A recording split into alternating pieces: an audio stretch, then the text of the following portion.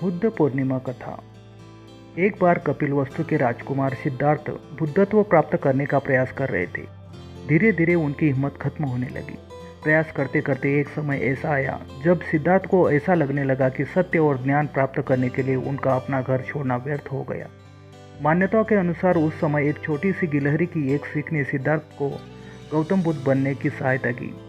ऐसा माना जाता है कि जब सिद्धार्थ सत्य और ज्ञान प्राप्त करने में असफल हो गए तब उनके मन में यह विचार आने लगा कि वह राजमहल वापस लौट जाए। मन में ऐसा विचार आने के पश्चात वह अपने राज्य कपिलवस्तु जाने के लिए लौटने लगे।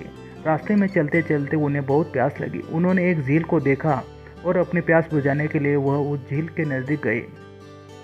झील के निकट जाकर के उन्होंने वहां पर एक गिलहरी को देखा। छोटी सी गिलहरी पानी पीने के लिए बार बार झील में जाती और अपनी पूंछ को उसमें डुबाकर वापस रेत पर झटक देती।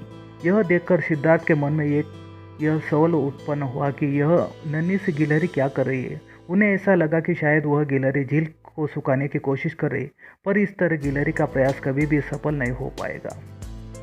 तभी उन्हें ऐसा महसूस हुआ कि गिलहरी उनसे कुछ कहने की कोशिश कर रही है।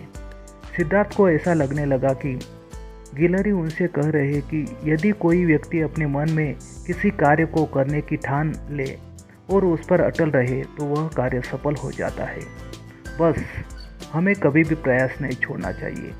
तब सिद्धार्थ को अपने मन की कमजोरी का एहसास हुआ। वह वहीं से वापस लौटकर तपस्या में लीन हो गए। लगातार कोशिश करने के पश्चात उन्हें बुद्धत्व की प्राप्ति हुई।